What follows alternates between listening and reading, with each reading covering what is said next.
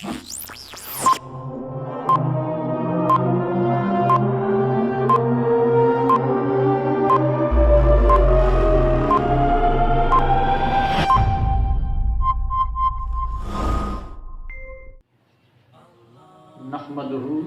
ونصلی ونسلم علی رسولہ الکریم، اما بعد فاعوذ باللہ من الشیطان الرجیم، بسم اللہ الرحمن الرحیم۔ ادعوا ربکم تضرعا وخفیہ انہ لا یحب المعتدین، صدق اللہ العظیم۔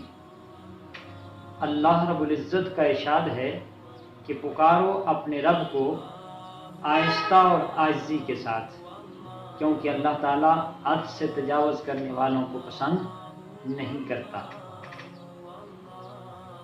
دنیا میں جب انسان پر مصائب و آلام آتے ہیں، غم اور پریشانیاں آتی ہیں، تو اللہ تعالیٰ دعا مانگنے کے آداب بتا رہا ہے کہ جب انسان مشکلات سے دوچار ہو تو مجھے کیسے پکارے۔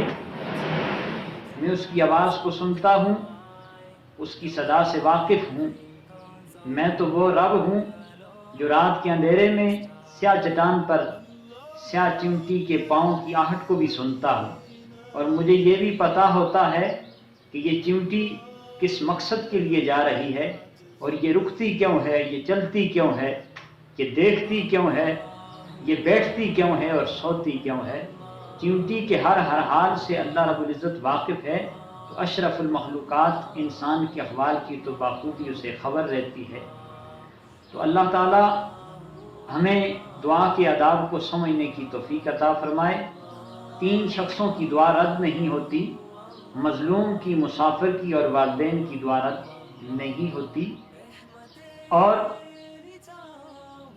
اللہ رب العزت کے حضور 4 لوگ ایسے ہیں جن کی وجہ سے اللہ تعالیٰ پوری دنیا پہ اپنا فضل اور کرم نازل کرتا ہے۔ ایک علماء ربانیین، دوسرا حکام عادل، تیسرا اغنیاء اور چوتھا فقراء۔ اگر علماء کا علم نہ ہوتا تو لوگ جہالت کے اندھیرے میں چلے جاتے، اور حکام کا عدل نہ ہوتا تو لوگ ایک دوسرے کو بھیڑیے کی طرح چیر پھاڑ دیتے۔ اگر اغنیاء کی سخاوت نہ ہوتی تو فقراء ہلاک ہو جاتے، اور اگر فقراء کی دعا نہ ہوتی تو زمین و آسمان تباہ ہو جاتے۔ دعا کے حوالے سے دعا عبادت کا مغز ہے، دعا مومن کا ہتھیار ہے، دعا قرب خدا کا ذریعہ ہے۔ دعا کے ذریعے انسان کی قضا بدل جاتی ہے۔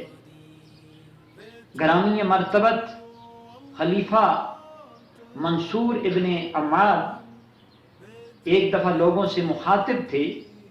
دوران خطاب ایک سائل کھڑا ہوا، اس نے کہا حضور 4 درم مجھ پہ قرض ہے، اگر کوئی میرا قرض اتار دے تو اس کی نوازش ہوگی۔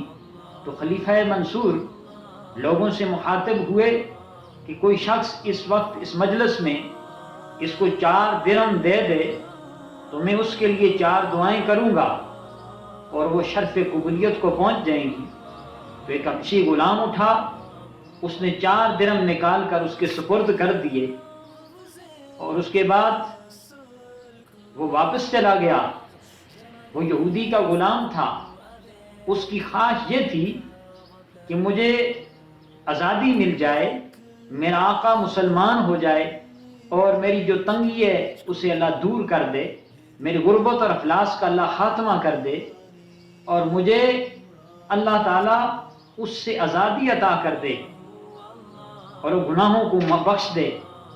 جب وہ واپس گیا، یہودی آقا کو اپنا واقعہ سنایا، اس نے کہا آج کے بعد آپ مالک ہو، غلام نہیں۔ میں نے آج سے غلامی کا پٹا آپ کے گلے سے اتار دیا ہے، اور دوسری بات مجھے کلمہ پڑھاؤ، کلمہ پڑھا کر اسے مسلمان کر دیا۔ تیسری بات اس نے کہا میری جتنی بھی املاک اور جائیداد ہے اس کے اندر آدھا حصہ آپ کے سپرد کرتا ہوں۔ چوتھی بات اس نے کہا آپ کے گناہوں کی معافی وہ میرے بس میں نہیں۔ تو غیب سے آواز آئی، خلیفہ منصور حبشی غلام اور اے یہودی، اب جو مسلمان ہو چکا ہے، آپ کے گناہوں کی معافی کا اعلان اللہ تعالیٰ فرماتا ہے کہ اللہ تعالیٰ نے آپ کے گناہوں کو بخش دیا ہے۔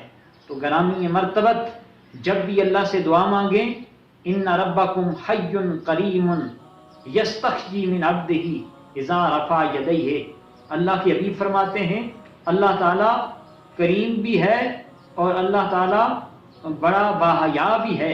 وہ فرماتا ہے جب بندہ ہاتھ اٹھاتا ہے، ہاتھوں کو خالی لوٹاتے ہوئے مجھے شرم آتی ہے، تو یقین کے ساتھ، روتی ہوئی آنکھوں کے ساتھ، دل جمی اور وثوق کے ساتھ دعا مانگا کریں، اللہ تعالیٰ آپ کی دعا کو شرف قبولیت بخشے گا۔ وما توفیقی الا